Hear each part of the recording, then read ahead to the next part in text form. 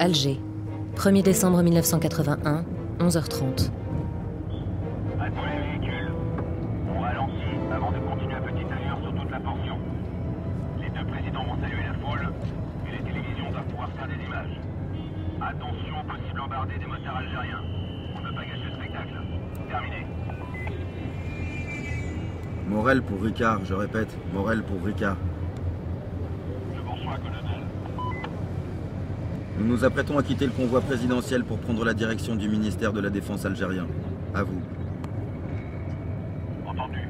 Maintenant, c'est silence radio entre nous. Terminé. Bon, vous avez entendu les gars, on ralentit encore un peu. Laissez l'escorte nous dépasser. Parfait. On sort à gauche. Maintenant.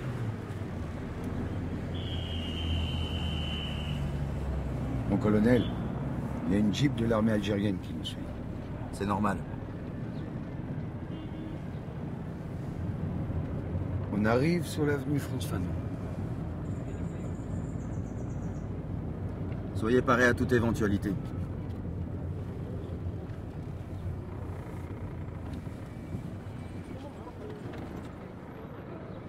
Nous sommes attendus par le général Anouar. C'est bon, ils ouvrent la barrière. Avancez jusqu'au Porsche. On vient avec vous, mon colonel? Négatif. J'y vais seul. Vous m'attendez dans la voiture. Bien, mon colonel.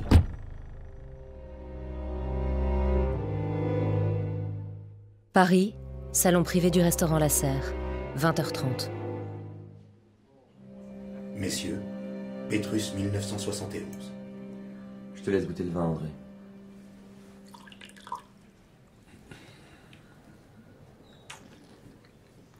Le vin vous convient, monsieur? On aurait pu passer encore 2 ou 3 ans en cave. C'est pas mal du tout.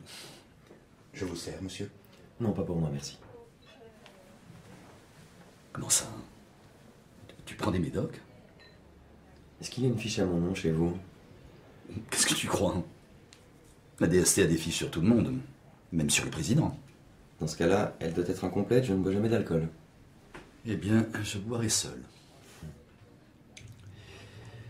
Écoute, j'ai voulu qu'on prenne le temps de discuter en privé. Entre chefs, sans être emmerdé par une kyrielle de sous-fifres. Je sais ce que tu ramènes d'Algérie. De quoi est-ce que tu parles? C'est mon métier de savoir ce genre de choses. Qu'est-ce que tu veux? J'ai besoin d'un accès à cette fille. Je veux pouvoir l'interroger place Beauvau. Hors de question. J'ai besoin de tous les détails de l'affaire pour que la DST puisse remplir ses missions de contre-espionnage. La sûreté nationale? Non, mais tu me prends pour un con. Mathieu, je pense vraiment qu'on devrait coopérer sur ce coup-là. C'est un non catégorique. Cette affaire a commencé au SDEC, elle se terminera au SDEC. Messieurs. Pigeon André Malraux. Merci. Merci.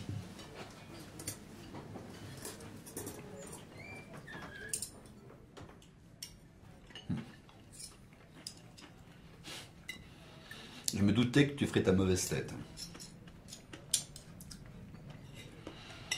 J'ai une information cruciale que je suis prêt à te donner si tu lâches du lest. Ah oui? Et que c'est-tu que j'ignore? Le nom de code Farewell, ça te dit quelque chose? J'en ai jamais entendu parler. À part un ou deux ministres, Ricard et Mitterrand, personne ne connaît. Personne ne doit savoir. Je te fais une vraie fleur. C'est quoi, Farewell?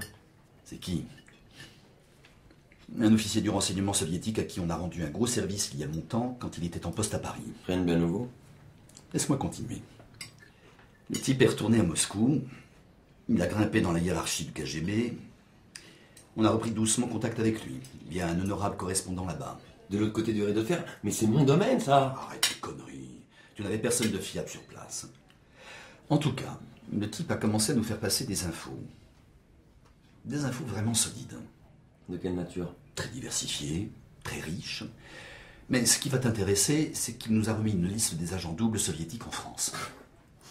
Vous êtes en train de vous faire intoxiquer. Non, on a eu des doutes au début. C'est fiable. Mitterrand en a même parlé à Reagan. Bordel, je suis le directeur du SDEC et personne ne me dit rien. C'est du sabotage. Ricard savait? Depuis combien de temps? Calme-toi, Mathieu. Lui et le président sont au courant depuis 3 à 4 mois, mais il faut les comprendre. Tu sais bien que nos services sont en partie vérolés. C'est pour ça que j'ai voulu te voir seul à seul. Eh bien, je suis là et nous sommes seuls.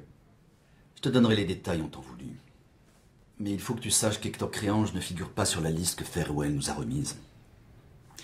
Je crois que ce renseignement peut être utile, n'est-ce pas? Quoi? Créange ne roulait pas pour les soviétiques? Non, aucun doute. D'après Farewell, il était même dans le collimateur du Kremlin. Ils ont tenté de l'éliminer lorsqu'il était en poste à Vienne. Il ne vous avait rien signalé, je suppose.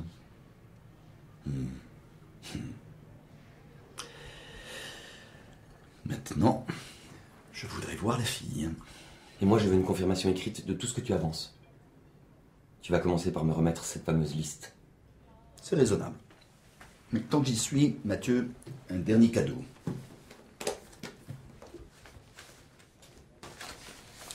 Ce gros dossier, c'est pour toi.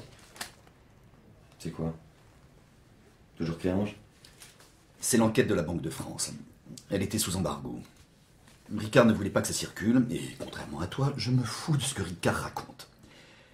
Tu verras, la lecture en est fastidieuse. Mais il en ressort que Créange adorait les montages financiers internationaux. Et qu'il était riche. Extrêmement riche.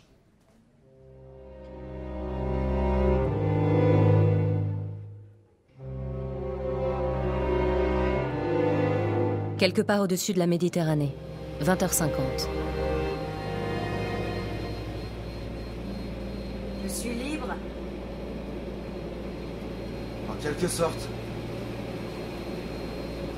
Vous m'offrez une cigarette? Je ne fume pas. J'ai mal au crâne. Vous êtes encore sous l'effet du thiopental sodique que vous ont injecté les Algériens. Il faut compter plusieurs heures avant que ça se dissipe. Vous devriez vous reposer. Les militaires armés et cagoulés au fond de l'avion sont là pourquoi? Pour me protéger ou me surveiller? Ce voyage a un coût. Nous prenons des précautions. Où vous m'emmenez? À Paris?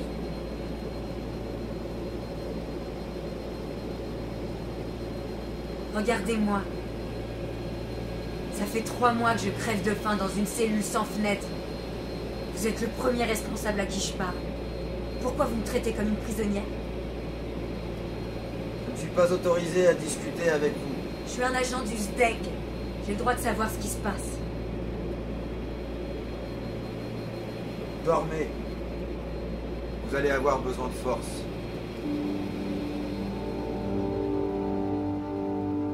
Siège du SDEC, 23h50.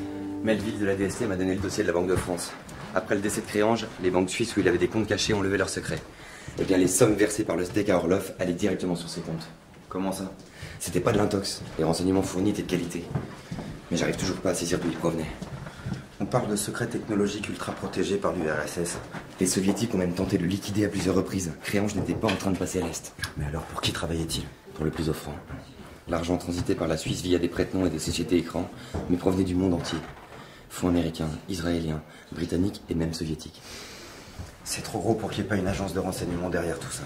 Sa fille doit en savoir plus que nous. Je vais aller l'interroger, seul. Vous suivrez cet entretien via le poste de télévision installé dans la pièce voisine. Très bien. Vous allez voir, elle est assez perturbée. Sa captivité l'a beaucoup affaiblie. Siège du SDEC, cellule, 2 décembre, 0h10. Mathieu Fouché, directeur du SDEC. Bonjour Jeanne. Evans, Créange, Bizet. Vous avez de nombreux patronymes, lequel dois-je employer? Je suis fatiguée. J'aimerais me reposer. Si je travaille pour vos services, pourquoi me traitez-vous comme une ennemie?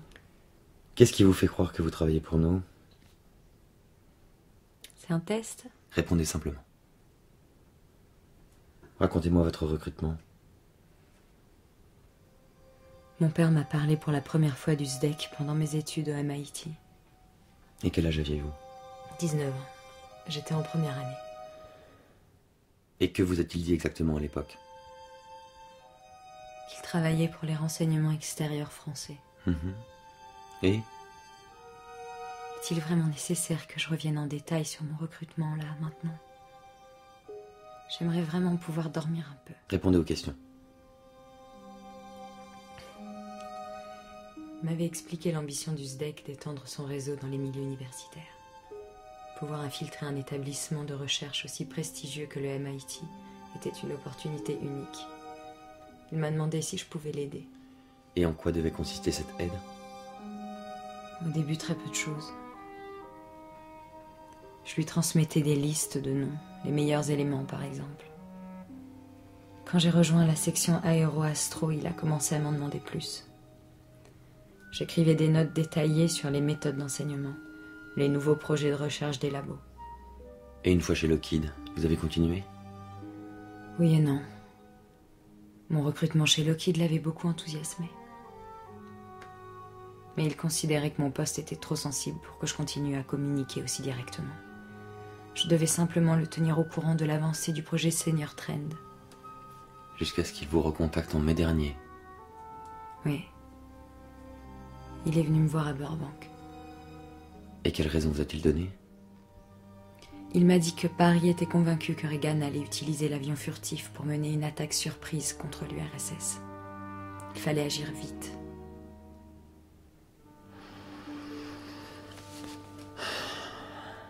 Vous savez, Jeanne, moi aussi je suis fatigué. Vous voulez vraiment qu'on joue à ça toute la nuit? Ces plans, à qui étaient-ils destinés? Je sais que votre père comptait les vendre. Mais dites-moi à qui? Comment ça? Mais à vous, bien sûr. Cessez de me prendre pour un imbécile. Cet entretien est filmé. Nos spécialistes analysent chacune de vos phrases. Mais je vous dis la vérité. Je n'ai fait qu'exécuter les ordres du SDEC. Si mon père était en ville, vous le confirmerez. Votre père a été enterré à Paris avec les honneurs, mais c'est seulement pour la façade. Tout le monde sait ici qu'il a trahi. Les activités d'espionnage que vous meniez aux États-Unis n'ont jamais été placées sous l'autorité du SDEC. Jamais. C'est impossible. Cette opération devait être ultra secrète. Demandez à vos supérieurs, à l'ancienne direction, quelqu'un est forcément au courant. Au-dessus de moi, il n'y a que le ministre de la Défense et le président. Mais j'ai pris des risques inimaginables pour sortir les plans du Nighthawk. Et mon père en est mort. Pour vous. Nous ignorions tout de vous jusqu'à très récemment. Votre père nous a sciemment dissimulé votre existence. En vous demandant d'espionner Lockheed, il a agi seul. Et cette trahison n'est pas la première. C'est insensé. Les photos que j'ai prises, c'est vous qui les avez? Non. Et nous ne savons pas où elles se trouvent. Vous êtes donc suspecté de complicité de haute trahison. Qui devait vous acheter les plans? Je n'en ai pas la moindre idée. Mon père ne m'a jamais parlé de tout ça. Et Karim Mekloufi, le journaliste, qu'est-ce qu'il faisait avec vous en Algérie?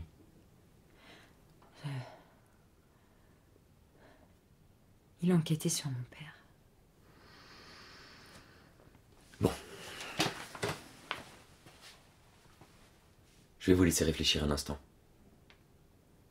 Ne nous forcez pas à vous livrer à la CIA, mademoiselle Evans. C'est le SDEC qui a tué Karim?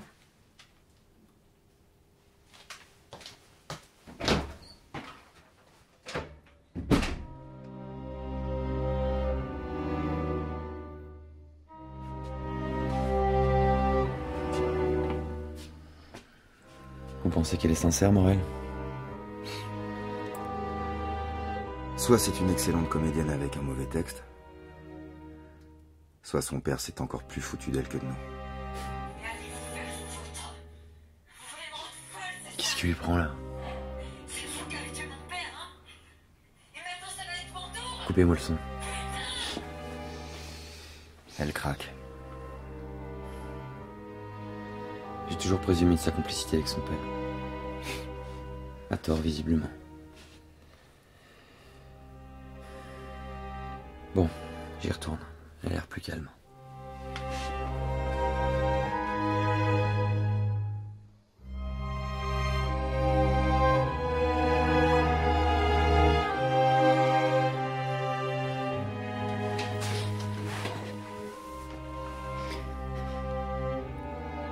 Vous avez pris le temps de réfléchir?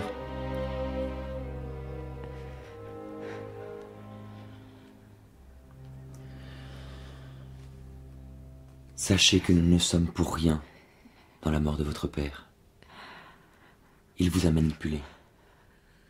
C'est lui qui vous a fait croire que vous étiez au service de la France. J'ai l'impression que ma tête va exploser. Je refuse de vous croire. Hector Créange vous a utilisé. C'était un calculateur redoutable, un traître à son pays. Un père qui n'a pas hésité à vous sacrifier. Pourquoi vous me dites tout ça? Je ne vous veux aucun mal. Je cherche simplement à sauver ce qui peut encore l'être. Vous, en l'occurrence.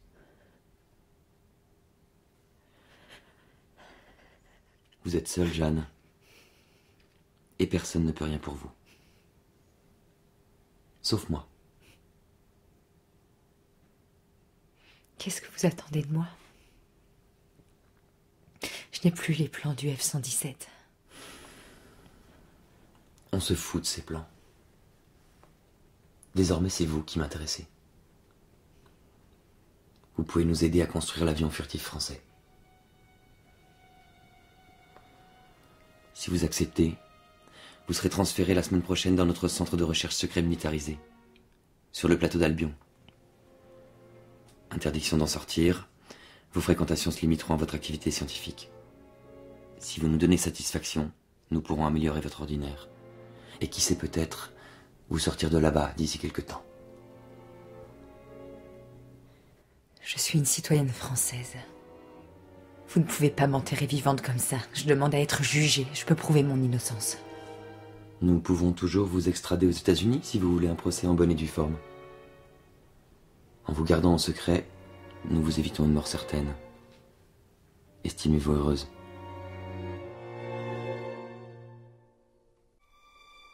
Palais de l'Élysée. Bureau de Jacques Ricard. 4 heures du matin.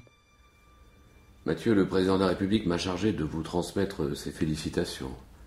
Bravo. Merci, monsieur. Mais la mort d'Hector Créange me laisse un goût d'inachevé. Vous vous posez trop de questions. Savourez votre victoire. Figurez-vous qu'Afanassiev, le ministre soviétique, ne se cachait pas derrière Orlov. C'était une fausse piste. Orlov n'a jamais existé, il s'agit d'un leurre inventé par Créange. Orlov, un leurre? Il n'y a aucune autre explication. Les informations fournies sont tout simplement trop nombreuses et de trop bon niveau. C'était Créange tout du long. Enfin, vous êtes complètement obsédé par ce type, même mort. Orlov n'était pas la seule combine de Créange pour se faire de l'argent. Il y a beaucoup trop de mouvements sur ses comptes. Des montages très sophistiqués. Il trafiquait du renseignement à grande échelle. Il y a un projet d'envergure caché derrière tout ça. Orlov et Créange sont désormais enterrés.